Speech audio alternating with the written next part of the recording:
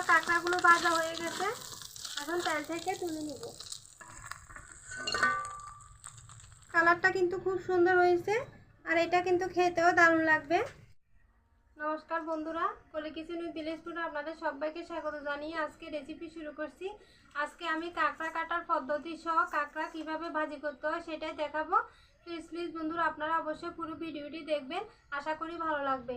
আর যদি আমার ভিডিও ভালো লাগে তাহলে আমার চ্যানেলটি সাবস্ক্রাইব করে আমার পাশে থাকবেন। তো চলুন দেখা যাক আমি কিভাবে কাঁকড়া কাটি এবং ভাজি করি। দেখুন বন্ধুরা, এখানে আমি 3টি কাঁকড়া নিয়েছি, আর কাঁকড়াগুলো কিন্তু এখনও জ্যান্ত। কাঁকড়াগুলো কিন্তু জ্যান্ত কাটা যাবে না, এখন গরম জল দিয়ে তারপর কাঁকড়াগুলো মারতে হবে। এরকম বড় কাঁকড়া কিন্তু জ্যান্ত কাটা যায় না, এখন গরম জল দিয়ে দিলে কিছুক্ষণের মধ্যে কাঁকড়াগুলো মরে যাবে, তারপর কাটতে সুবিধা হবে। কুসুম গরম জল দিয়েছি এখানে, 5 মিনিটও লাগে না, কাঁকড়াগুলো কিন্তু মরে গেছে, আর এখন কাটতে সুবিধা হবে। আর দেখুন গরম জল দেওয়ার সাথে সাথে কিন্তু কাঁকড়ার ফাগুলোও কিন্তু ভেঙে গেছে। এখন এই ছোট ফাগুলো আমি ভেঙে নিব হাত দিয়ে।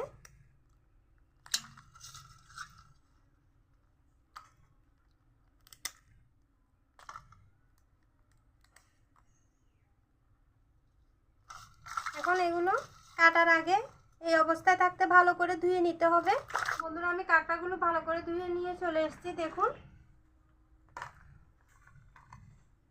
এভাবে ফার্স্ট থেকেও ঘষে ঘষে ধুয়ে নিয়েছি ভালো করে। আর এখানে দেখুন কাঁকড়ার ফাগুলো আমি ধুয়ে নিয়েছি।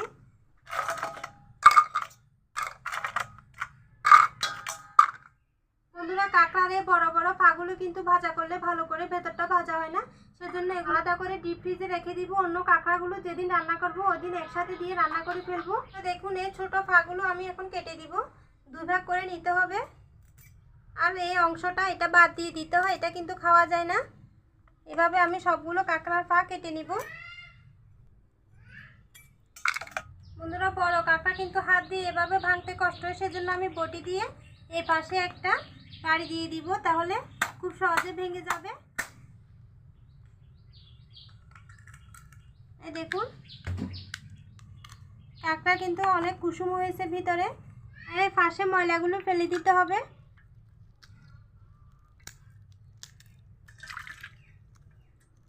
দেখুন বন্ধুরা, ভেতরে কিন্তু অনেক ময়লা থাকে কাঁকড়ার মধ্যে, এগুলো ভালো করে ফেলে পরিষ্কার করে নিতে হয়। দেখুন বন্ধুরা, পিছনে একটা থাকে, এটাও ফেলে দিতে হবে।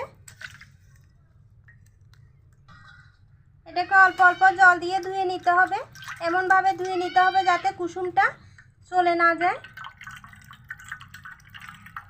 বন্ধুরা, কাঁকড়ার এই পাশে এটাও ফেলে দিতে হবে। দেখুন এখন আমি কাঁকড়াটাকে কেটে নিব মাঝখান থেকে। আমি যেহেতু ভাজা করবো সেজন্য 4 ভাগ করে নিব একটা কাঁকড়াকে। কলসের মধ্যেও কিন্তু কুসুম আছে, দেখুন আগে এটাকে জল দিয়ে ধুয়ে নিয়েছি, এখন এই কুসুমগুলো বের করে নিব। বন্ধুরা, এইভাবে আমি বাকি কাঁকড়াগুলো কেটে নিব। দেখুন বন্ধুরা, আমি কাঁকড়াগুলো কেটে নিয়েছি, এখন ভাজার পালা। কড়াইয়ে তেলও গরম হয়ে গেছে, তেলের মধ্যে দিয়ে দিব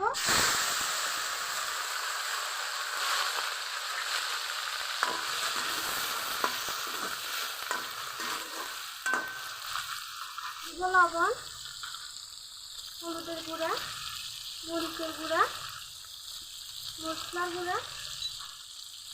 এখন মুচমুচি করে ভেজে নিব। বন্ধুরা, কাঁকড়া ভাজা কিন্তু একদম সহজ একটি রেসিপি, অল্প সময়ে হয়ে যায়।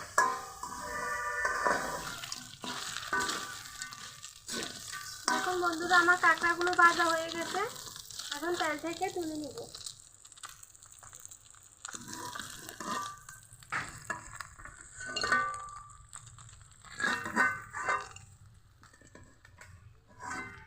দেখুন বন্ধুরা, কালারটা কিন্তু খুব সুন্দর হয়েছে, আর এটা কিন্তু খেতেও দারুণ লাগবে।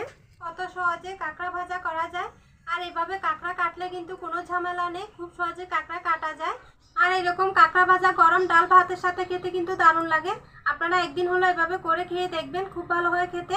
আর আমার ভিডিও যদি ভালো লাগে তাহলে ভিডিওতে একটি লাইক দিবেন, আমার চ্যানেলটি সাবস্ক্রাইব করে আমাকে সামনের দিকে এগিয়ে যেতে সাহায্য করবেন। আজকে এই পর্যন্ত, সবাই ভালো থাকবেন, সুস্থ থাকবেন, সাবধানে থাকবেন। দেখা হবে অন্যদিন নতুন কোনো রেসিপি নিয়ে।